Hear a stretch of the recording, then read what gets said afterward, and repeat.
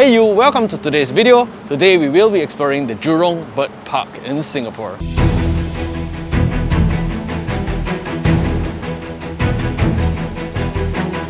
Apparently everybody is rushing for the show, which I'm not really rushing for because I really like to enjoy seeing the animals at my own time. I feel like I don't like to rush all the way to the middle of the park just to catch a show and miss everything at the front. I feel like I've missed out a huge portion of something. But everyone is with that common consensus of going to the show now, so I've got to follow. See that? I'm missing all these now. Just rushing for the show. But generally speaking, it has always been like that. Generally speaking, it has always been like that. Every time I go to somewhere with my family, they would want to rush for the shows, whether it's Disney, Universal Studios, basically anywhere we go, they would rush for every single show and the whole day we'll be just rushing about. And you know, I'm of the nature of like taking my own sweet time and just relaxing. We are reaching the show area now. It's the hawk area.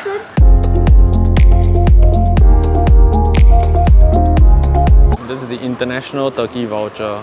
It's a voucher that probably looks like a turkey or maybe the size of a turkey. I mean, the head definitely looks like a turkey head. What we see down here is a leaf hawk eagle. Whoa, look at that. I have no idea why the bird is standing this way. This is the first time I see a bird opening its wings. It's just standing on top of a tree trunk.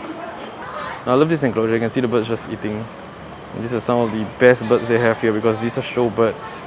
Okay, so just position check. We came in through the main entrance, walked through the ticketing counter, went past the penguin coast and went down this way, moving up here, and this is where we are. The first enclosure that I've taken lots of video of is actually over here. Okay, and they're actually enjoying the show here. I've decided that I will visit these two Flamingo Pools and walk back towards the penguin coast so I don't miss out anything along the way. I think I've talked about this many times before. It's interesting why they always put the flamingos at the front entrance area of any bird park or zoo for many places, even in different countries. One of the reasons could be because pink is actually a color that psychologically makes people happy. So having a pink stud soothes the soul and makes people feel really happy. And once you get that into your mind, your emotions, then your day at the park would be great. Now the American flamingos are actually the brightest flamingos in the world, and that is what makes them so special and interesting. Just look at the way they walk. What are they actually capturing in their minds when they're walking around? Let's have a look. Now you tell me in the comments below, what are they thinking? The eyes so high up looking and they're just walking with their noses pointed up. What exactly is in their minds? Look at their heads. Their heads are just going left and right. Left, right. No, no, no, no. Now do you notice how the flamingos actually use their head to kind of like elbow bump their friends or their mates so that they'll move off and give them some space? It's kind of common. I see them doing that so many times. Common language among flamingos.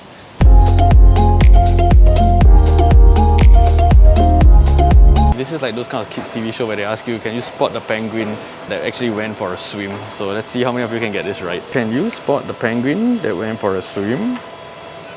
Let's see. Is it this penguin? Is it penguin number 2? Penguin number 3? 4, 5, 6, 7. Is that their potty? Is it pooping? Is there this green patch there? So apparently that's what happens when you wake up too early in the morning and have a neck cramp and your whole day you're just walking this way. It's sleeping, it's upside, I don't even know. Where are the bones to this bird neck? Rock-a-bye beyond the it's going to fall off the sleep. The tree's going to fall off the tree. It's about time the first show ends, so I'm going to walk back to the first show meeting point and meet them there. Oh my gosh, isn't this cool? Okay, so I was walking down the walkway here and I was just exploring the plants. Okay, when I was looking through this tree, and I'm just going to hold it here for a while. Anyone noticed anything at all? Now, be honest, okay, honest system. Let me know how many of you actually noticed that there was a lizard down here. I was looking at this place for so long and I didn't notice the lizard, and I'm very sure nobody actually did because they were walking around, they're walking past this area and nobody actually stopped to kind of like get surprised over this lizard. It's just looking up. What if it just jumps towards, you know, whoever walks past? Oh gosh, this is a huge lizard. It's longer than my arm. So I was standing there long enough and then the crowd came and started taking picture of this really amazing lizard. Now look at the tail. It's a round circle now. Oh, I have to give it up to this lady, man. She went right up to the lizard. I'm not even afraid. Oh my gosh. You know, I was like so afraid to get close to the lizard in case it jumps on me. So now we're going over to the breeding and research center. An incubation room is here. So you see the eggs being incubated in there. Those look like quail eggs. Nursery. So what you see in there is actually a spoonbill. Oh, and there's a salmon-crested cockatoo there. Okay, I know why it's called salmon-crested already. Look at the top. It looks like a salmon-colored crest. There are two of them and they're sleeping. Oh, so you look, when they're young, you don't actually see the crest coming out from the head. It's just flat.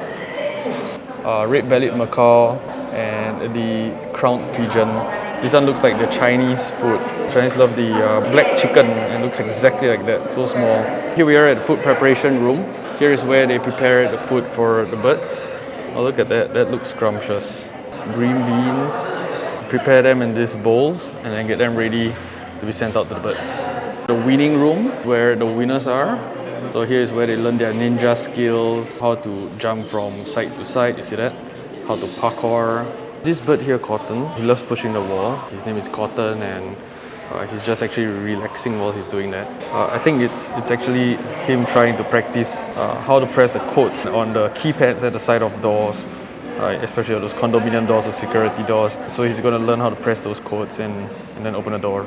Pretty smart, yeah. Now we're at another enclosure which has the lesser flamingos. So it's kind of like the previous flamingos, just that they are lesser pink and they're much smaller in size. Let me show you how they look like. This is like the mini-me version of the previous ones. The first thing that I noticed when I come here is the smell. It smells like cow dung, but I think you get nicer pictures here because of the reflection of the water, and they seem much quieter than the previous ones. Okay, so we have been walking a lot and I have no idea why. It's been flamingos all the way through, okay? We are walking to another enclosure and once again, flamingos. Tons of flamingos. So just now we saw the lesser flamingo and over here is the greater flamingo.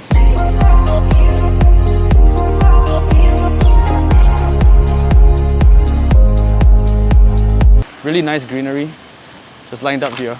Singapore has always been doing a great job at that. So, well, really proud to be coming here.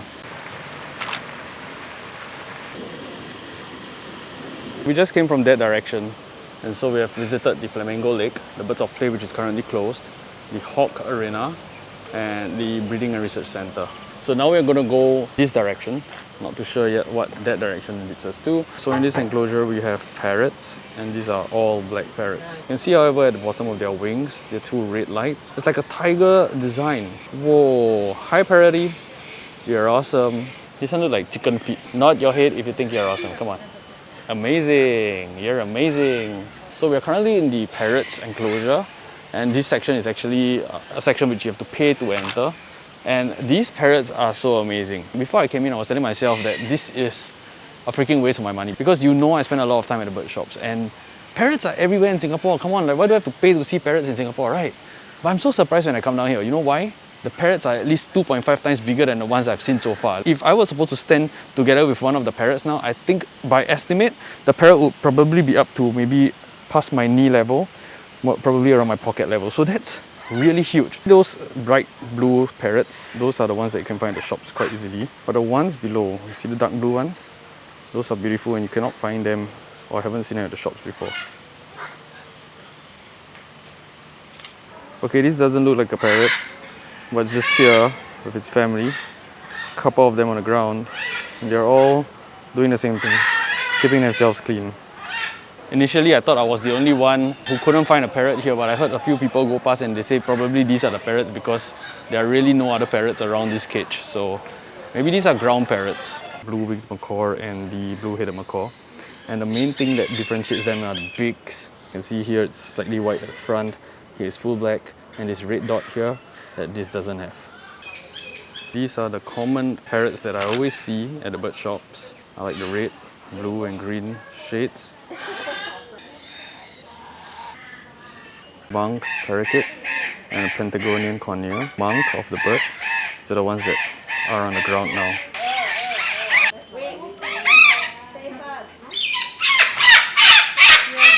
So far it seems like the smaller parrots are the ones which are much noisier.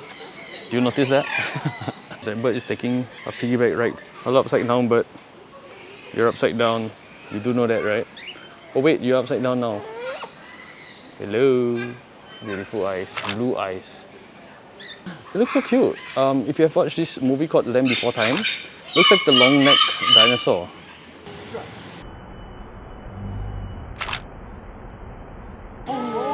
I'm currently walking close to where tram station 3 is, and for quite a bit of distance, about 100 to 200 meters, there's been quietness, nothing at all. It's starting to get a little hot now, so this waterfall does help to bring that sense of coolness to this area.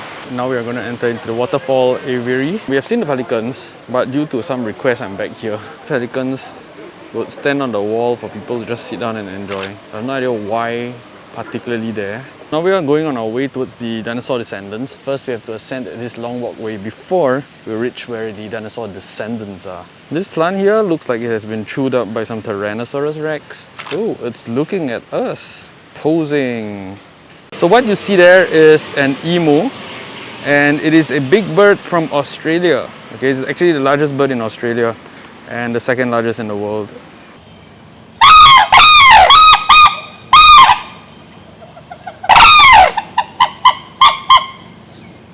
Oh my gosh, that was seriously loud. It really scared me because it was really quiet when others were there, and then the crowd left and I was alone, and suddenly they made that sound. Here's the Castleberry. This is also called the helmet head. It has a really hard head, and if you want to bang down the door or a wall, you could try training a cassowary to do it. There's a section here called Dino Descendants. What they're trying to do is to dig up the fossil of a dinosaur. These are huge enclosures. I've been here many times before, but I didn't remember it to be so huge. The poster here says an African white-backed vulture. But if you look at this vulture, it has a pink head. So I'm not sure if it is the same vulture or it's a different one entirely. This is a white-headed vulture. If you have seen vultures in the movies, they look so different. They look like there's no life in them. They're just sad, tired vultures just roaming on their own. But in the movies, they look like really strong birds looking out for prey. Some of the vultures look much nicer and healthier, but they are all the way at the top of the cage and I can't really get a good view of them. So unfortunately, we have to move on without capturing them in this video. That is one huge fat eagle. Now if you want to put this in perspective, it is pretty much like a bolster, probably about twice the size of a bolster. And the wing length, whoa, look at how strong those legs are. What is it trying to do? Why is it shaking its head like that?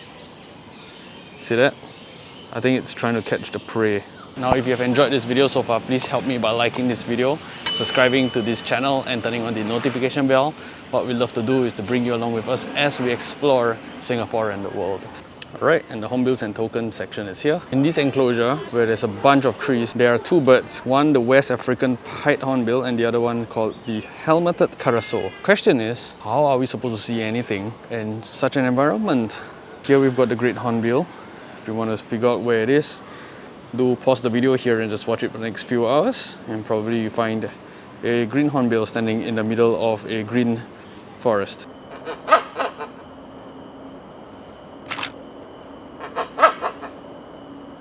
This is a really adorable token. It was actually far away, and when I came closer to record it, it flew closer and just stood at that branch there. The sound that a token makes is much higher pitched than that of a hornbill. So that's quite interesting. What you're hearing now, if you can hear through the mic, is the sound made from my token. So I was just standing there for a while, and because this is like going downwards, so when I looked across, I saw this lady's hair popping out just from the fringe of the ground, and I thought it was a bird. Maybe that's one of the prerequisites to working here. You must have a band on your head so that if visitors mistake and did not see birds carefully, they would think that there are more birds than there are actually in the bird park. Now, are you seeing this bird that I'm looking at now? It looks like it has a saw eye. It's red, it's so red. Saw eye bird. Royal Rambo, crowned pigeons. Let's go check it out. Now, I don't visit the Jurong Bird Park so often, so I'm so excited to visit this Royal Rumble now, and it's closed. Are you kidding me? It's closed? Seriously? You see, the poster of the Royal Rumble looks really nice, and I've always seen pictures of this bird with these feathers coming up from the head. Looks really interesting, and I wanted to see it real for myself. Moving forward, it looks like it's a downslope all the way. The wetland section, the black-faced spoonbill. Let's go. Oh my gosh, look, this is hilarious. Ramp. Well, this is by far one of the most hyped up enclosures I've seen since I arrived. Everyone is just flying around and moving around. It's a party in there.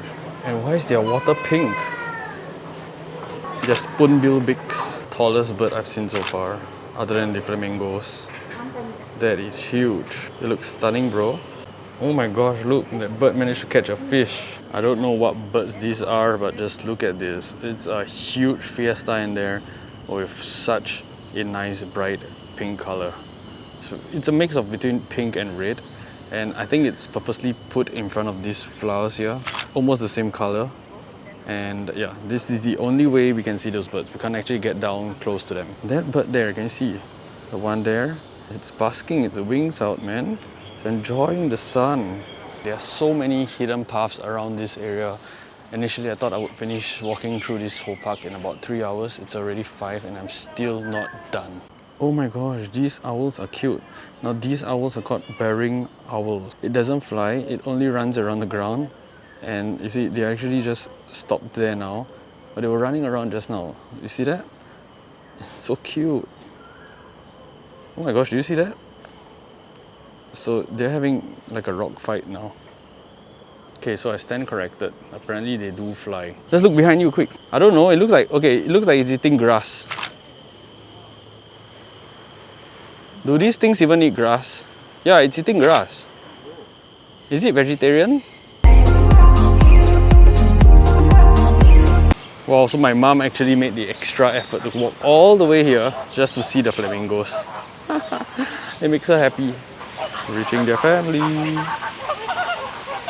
Alright, there you have it. This is Jurong Bird Park once again. Wonderful place. I'm actually stuck. I can't find my way out. Alright guys, we'll see you in the next video. Thank you so much for joining me today. I hope you had a great time. Yeah, stay cool, stay awesome, and be your best always. Bye! We all have that one friend. That one friend. Lazy as can be. Tag a friend if you have a friend who is like that, okay? Tag a friend who is like that. This is called Fifi. Fifi, come, let's go, come. Let's go, come. Let's go. Stop walking already. Hey, why the rest just ignore him, huh? Why they leave him out, huh? Are you sure? Then why is this the lone species down here? So sad.